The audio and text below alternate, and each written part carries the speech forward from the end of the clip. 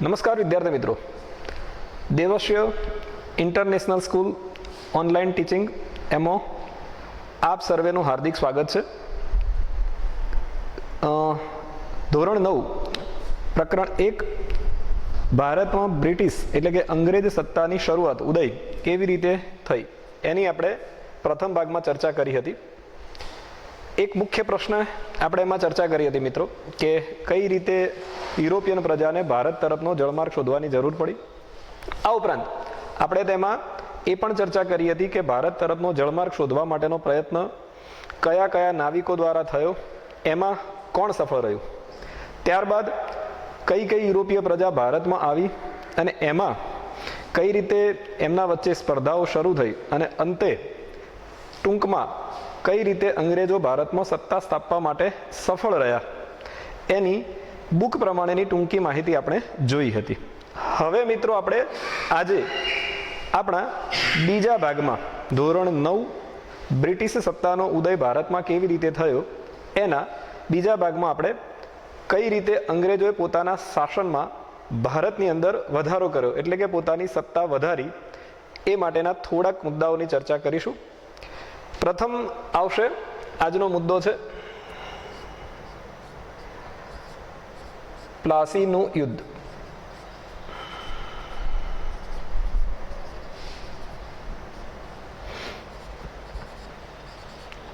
જૂન 1757 રોજ આ યુદ્ધ થયું હતું મિત્રો. પ્લાસીનું યુદ્ધ એટલા માટે મહત્વનું છે કારણ કે ઐતિહાસિક દ્રષ્ટિએ જોઈએ તો ઈસ્ટ ઇન્ડિયા કંપની જે રાણી ઇલિઝાબેથ દ્વારા ઈસવીસન 1600માં સ્થપાઈ હતી, પરંતુ આ કંપનીનો ઉદ્દેશ ભારતમાં સત્તા સ્થાપવાનો ન હતો, માત્ર વેપાર કરવાનો હતો. પરંતુ ધીરે ધીરે અંગ્રેજોને ખબર પડી કે ભારતના રાજાઓ અંદરો અંદર ઝઘડે છે, ખૂબ જ નાના નાના રાજ્યો છે, અને જો આપણે થોડીક કૂટનીતિ દાખવીશું, થોડોક અંદર રસ લઈશું તો ચોક્કસ આપણે ભારતમાં ન માત્ર વેપાર કરી શકીશું પરંતુ સાથે સાથે ભારતમાં સત્તા પણ પ્રાપ્ત કરી શકીશું. આ વાતની જ્યારે એમને પ્રતીતિ થઈ ત્યારબાદ ભારતની અંદર ઈસ્ટ ઇન્ડિયા કંપનીએ રાજકીય રસ લેવાનું શરૂ કર્યું અને એ ભારતના ઇતિહાસનું પ્રથમ અંગ્રેજો માટે સત્તા સ્થાપનાર યુદ્ધ બની રહ્યું, જેને કહેવાય છે પ્લાસીનું યુદ્ધ. ટૂંકી માહિતી તમને 3 માર્કમાં પૂછાય છે. 8મા ધોરણમાં આનો બેઝ આવી ગયો છે એટલે આપણને થોડીક માહિતી હશે પણ ખરા. પ્લાસીના યુદ્ધમાં મેઇન નામ આવશે બંગાળાનો નવાબ.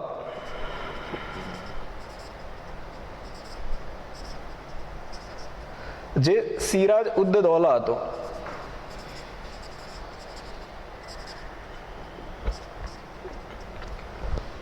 આ ઉતાવળિયા સ્વભાવનો હતો એટલે એના વિરોધીઓ વધારે હતા.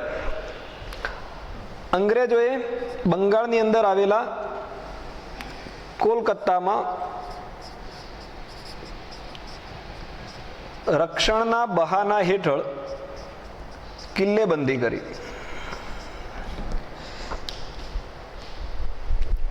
સિરાજ ઉદ દૌલાની પરવાનગી મેળવ્યા વગર અંગ્રેજોએ બંગાળમાં કિલ્લેબંધી કરી કોલકાતામાં. એટલે સિરાજ ઉદ દૌલા ક્રોધે ભરાયો અને તેણે અંગ્રેજો વિરુદ્ધ યુદ્ધ જાહેર કર્યું. આ સમાચાર મદ્રાસ મળ્યા રોબર્ટ ક્લાઇવને.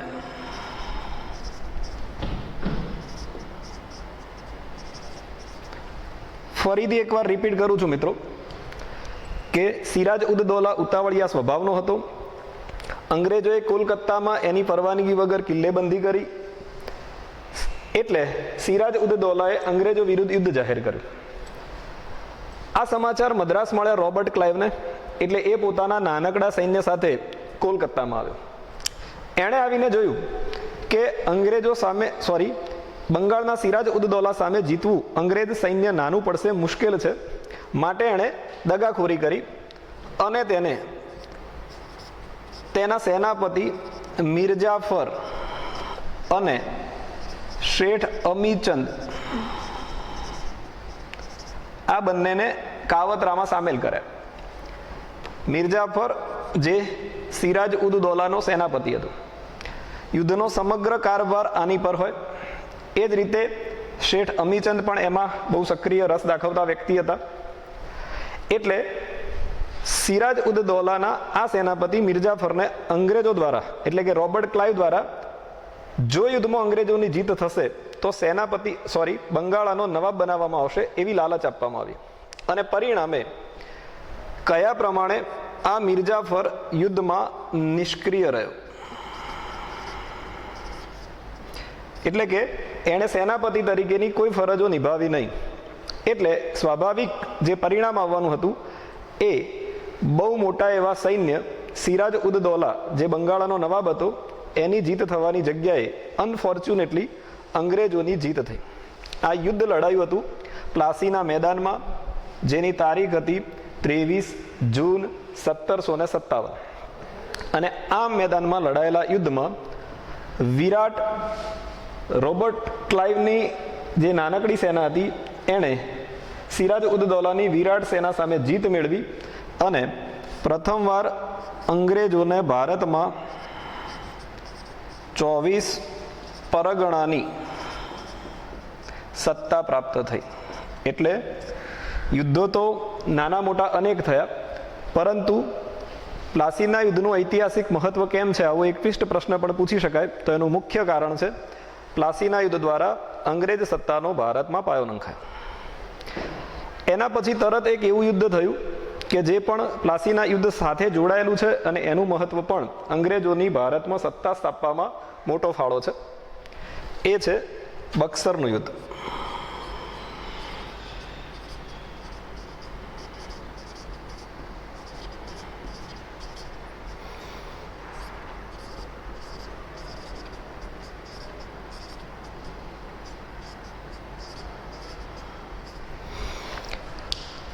બક્સરનું યુદ્ધ 22 ઓક્ટોબર 1764ના રોજ થયું હતું મિત્રો. હવે આ યુદ્ધ થવા પાછળ કયું કારણ જવાબદાર હતું? કોઈ પણ જ્યારે નાની કે મોટી ઘટના યુદ્ધની બને ત્યારે એના માટે કોઈ પરિબળ જવાબદાર હોય છે. તો અહીંયા મુખ્ય પરિબળ એ હતું કે પ્લાસીના યુદ્ધમાં જેમ અંગ્રેજોએ મિર્જાફરને એક વચન આપ્યું હતું કે જો અંગ્રેજોની એટલે કે અમારી જીત થશે તો તને બંગાળાનો નવાબ બનાવવામાં આવશે. થયું પણ એવું જ. બંગાળાના નવાબ સિરાજ ઉદ દૌલાની પ્લાસીના યુદ્ધમાં હાર થઈ. અંગ્રેજોએ વચન પ્રમાણે કોને તો મિર્જાફરને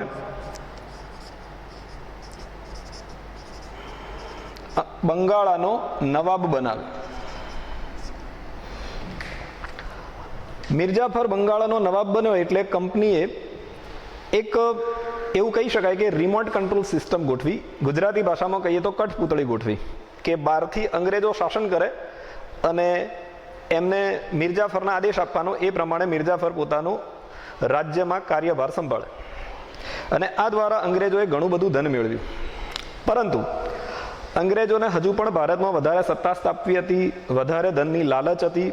આ માટે તેમણે મિર્જાફર એમના કહ્યા પ્રમાણે સંપૂર્ણ કરતો ન હતો. આથી તેમણે મિર્જાફરની જગ્યાએ એના જમાય મીર કાસિમને બંગાળાનો નવાબ બનાવ્યો. આપ સમજી શકો છો કે મિર્જાફર એ સંપૂર્ણ અંગ્રેજોનું રિમોટ કંટ્રોલ થવા માટે તૈયાર ન હતો. આથી એની જગ્યાએ મિર્જાફરની જગ્યાએ મીર કાસિમને બંગાળાનો નવાબ બનાવવામાં આવ્યો. મીર કાસિમ એવું કહેવાય છે કે મિર્જાફર કરતાં પણ વધારે મહત્વાકાંક્ષી હતો અને પરિણામે અંગ્રેજોનું લગભગ મોટા ભાગનું કહેવું એ કરતો ન હતો. એટલે કે એ જે રિમોટ કંટ્રોલ વ્યક્તિની ઈચ્છા ધરાવતા હતા એ મીર કાસિમ પરિપૂર્ણ કરતો ન હતો. પરિણામે એમણે આ મીર કાસિમની જગ્યાએ ફરીથી મિર્જાફરને બંગાળાનો નવાબ બનાવ્યો. હવે સ્વાભાવિક છે કે અંગ્રેજોનો દુશ્મન કોણ બને તો મીર કાસિમ. અને પરિણામે મીર કાસિમ એ અવધના નવાબના શરણે ગયો. એટલે અવધના નવાબ, દિલ્હીનો શહેનશાહ શાહ આલમ એ પણ અવધમાં હતો. એટલે શાહ આલમ, આ એક, આ બે અને આ મીર કાસિમ, આ ત્રણ, આ ત્રણેયની સંયુક્ત સેના સામે બક્સરના મેદાનમાં 22મી ઓક્ટોબર 1764ના રોજ યુદ્ધ જાહેર કર્યું. અને આ યુદ્ધમાં અગાઉના યુદ્ધ પ્રમાણે ત્રણ સંયુક્ત સેના હોવા છતાં અંગ્રેજોએ વિજય પ્રાપ્ત કર્યો. આનું પણ ઐતિહાસિક મહત્વ એટલા માટે છે કારણ કે પ્લાસીના યુદ્ધ દ્વારા તો માત્ર અંગ્રેજોને 24 પરગણાની, જે ન કહી શકાય તેવી નામ માત્રની સત્તા મળી હતી, પરંતુ આ યુદ્ધ દ્વારા અંગ્રેજોને ભારતમાં બંગાળ, બિહાર અને ઓરિસ્સા તેની દીવાની સત્તા,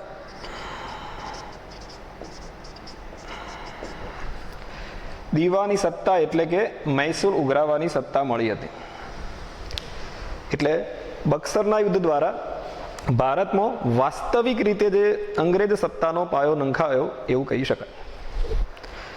હવે મિત્રો આપણે આ બે યુદ્ધ પછી જે આગળના મુદ્દાઓની ચર્ચા કરવાની છે એમાં બુકની માહિતી પ્રમાણે હંમેશા આપણે આપણા અભ્યાસક્રમમાં જવાનું હોય છે. તો એ પ્રમાણે જઈએ તો અહીંયા વાત આપણે 1764 સુધીની કરી. શરૂઆત ગયા લેક્ચરમાં આપણે 1600 ઈસવીસન 1600 ઈસ્ટ ઇન્ડિયા કંપનીની શરૂઆત એટલે કે આગમન રચાઈ અને પછી 1608માં એમનું આગમન થયું. અહીંયા બક્સરના યુદ્ધ 1764 સુધીની વાત આવી, જેમાં અંગ્રેજ સત્તાનો પાયો નંખાયો. આગળ કઈ રીતે અંગ્રેજો પહેલા પ્લાસી, પછી બક્સર અને અન્ય નાના મોટા યુદ્ધો અથવા તો રાજ્યોને જીતી અને 100 વર્ષમાં 1757થી 1857નો જે ભારતનો સ્વાતંત્ર્ય સંગ્રામ થયો, આ 100 વર્ષના સમયગાળામાં કેવી રીતે સમગ્ર ભારતમાં સત્તા સ્થાપવામાં સફળ રહ્યા એની ચર્ચા આવશે. પણ એ ચર્ચા ડીપમાં કરતા પહેલાં હું તમને એ માહિતી આપવાનો પ્રયત્ન કરીશ કે ઈસવીસન 1757થી 1857 વચ્ચેના 100 વર્ષમાં એવા કયા મુખ્ય અંગ્રેજ ગવર્નર જનરલ આવ્યા તો ઘણા બધા, પણ એવા મુખ્ય કયા અંગ્રેજ ગવર્નર જનરલ આવ્યા કે જેમણે અંગ્રેજ શાસનનો ભારતમાં વિસ્તાર કર્યો. તો એમાં 7 નામ આપણને મુખ્ય આપેલા છે આપણી બુકમાં. જેમાં પ્રથમ વાત કરીએ મિત્રો તો એ છે વોરન હેસ્ટિંગ્સ.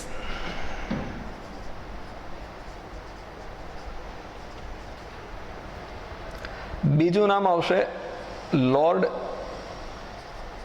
કોર્નવોલિસ.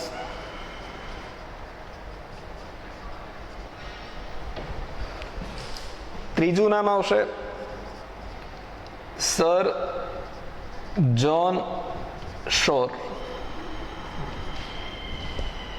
ચોથું નામ આવશે મિત્રો લોર્ડ વેલેસ્લી. પાંચમું નામ આવશે લોર્ડ હેસ્ટિંગ્સ. વોરન હેસ્ટિંગ્સ નહીં પરંતુ લોર્ડ હેસ્ટિંગ્સ.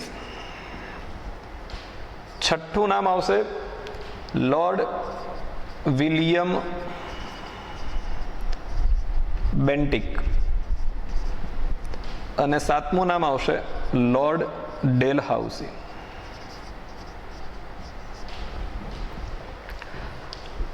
અત્યારે આપણને અહીંયા દેખાઈ રહ્યા છે 7 નામ કે જેમણે અંગ્રેજ સત્તાનો ભારતમાં વિસ્તાર કર્યો. વોરન હેસ્ટિંગ્સની પહેલાં આપણે વાત કરીશું. તો વોરન હેસ્ટિંગ્સ એ ઈસવીસન 1773માં ભારતનો પ્રથમ ગવર્નર જનરલ બન્યો. મિત્રો ગવર્નર જનરલ એટલે શું? તો અંગ્રેજોના ભારતમાં મુખ્ય 3 સ્થળ હતા આ સમયે. એક કોલકાતામાં બંગાળ એટલે મુખ્ય બંગાળ, મદ્રાસ એટલે ચેન્નઈ અને ત્રીજું મુંબઈ. આ 3 જગ્યાએ અલગ અલગ ગવર્નરો અસ્તિત્વમાં હતા. અંગ્રેજો ભારતમાં પ્લાસી અને બક્સરના યુદ્ધ દ્વારા હવે એમને ખાતરી થઈ ગઈ કે ભારતમાં થોડીક દગાખોરી, કૂટનીતિ કે એવું કંઈ કરવાથી સત્તા પ્રાપ્ત કરી શકાય છે. અને પરિણામે એમણે ભારતમાં સત્તા સ્થાપવા માટે થઈ અને વહીવટી રીતે એકીકરણ કર્યું. અને એ વહીવટી એકીકરણના ભાગરૂપે એમણે વોરન હેસ્ટિંગ્સને ભારતનો પ્રથમ ગવર્નર જનરલ બનાવ્યો ઈસવીસન 1773માં. ગવર્નર જનરલનો મતલબ એવો થયો મિત્રો કે જે મુંબઈ અને મદ્રાસના અને બંગાળ 3 અલગ અલગ ગવર્નર હતા, એની જગ્યાએ મુંબઈ અને મદ્રાસના ગવર્નર રહ્યા અને બંગાળનો ગવર્નર એ બંનેની ઉપર એટલે ગવર્નર જનરલ બને. એટલે એનો મતલબ એવો થયો હવે કે પહેલાં મુંબઈ, મદ્રાસ અને બંગાળની અંદર અલગ અલગ નિર્ણયો લેવામાં આવતા હતા. આ નિર્ણય સમગ્ર ભારતમાં માત્ર બંગાળનો ગવર્નર, જે હવે ગવર્નર જનરલ બન્યો છે, તે જ લઈ શકશે. 1773માં પસાર થયેલા આ ધારાને નિયામક ધારો કહેવાય છે. અને આમાંથી એક પ્રશ્ન પૂછાય છે, જે વોરન હેસ્ટિંગ્સનો પોઈન્ટ આપણી બુકમાં આપેલો છે એમાંથી. એ પ્રશ્ન તમારો અહીંયા હું લખીશ. 1 by 1 આપણે 7 ગવર્નર જનરલની માહિતી જોવાની છે. એમાં કે નિયામક ધારાની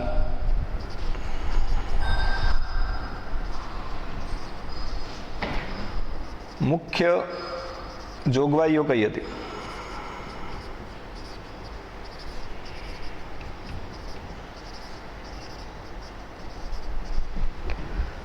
તો નિયામક ધારાની મુખ્ય જોગવાઈઓ તમારે લખવાની છે. એક તો હવે કંપની એટલે ઈસ્ટ ઇન્ડિયા કંપની, એ કંપનીના રાજકીય અને વ્યાપારી હિતો એ અંકુશમાં આવ્યા. કોના અંકુશમાં આવ્યા? તો બંગાળના ગવર્નર જનરલના અંકુશમાં આવ્યા. અને બીજી જોગવાઈ લખવાની છે, મુંબઈ અને મદ્રાસ ના ગવર્નરની કાઉન્સિલ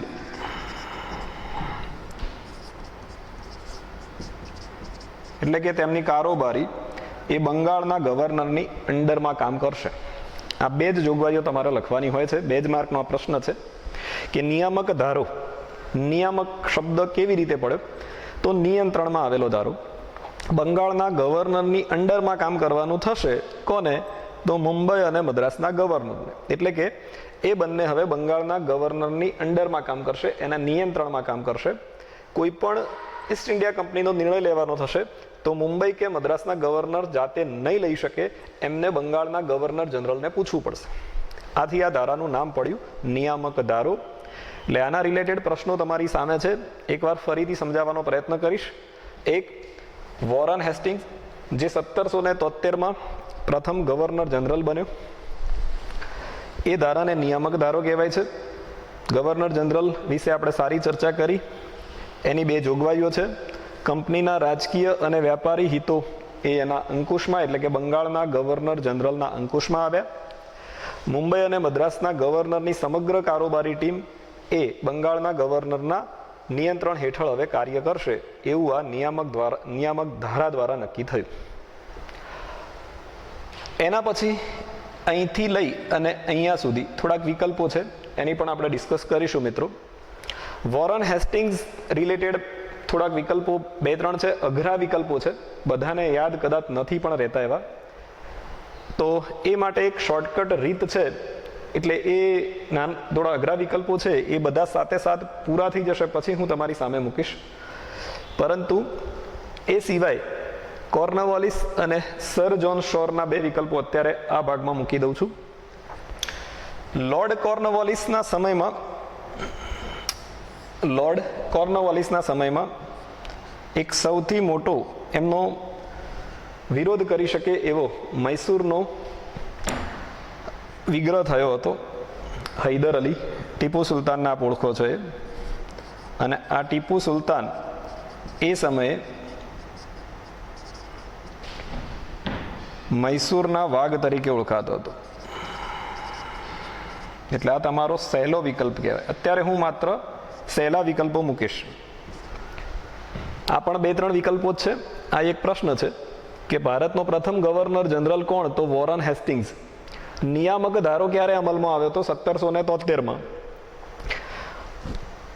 કોર્નવાલિસના સમયમાં મૈસૂરના વાઘ તરીકે કોણ ઓળખાતું હતું? તો ટીપુ સુલતાન. અને સર જોન શોર, એમાંથી એક જ વિકલ્પ છે કે ભારતમાં તટસ્થતાની નીતિ કોણે અપનાવી હતી? તો ભારતમાં તટસ્થતાની નીતિ અપનાવી હતી સર જોન શોરે. આભાર.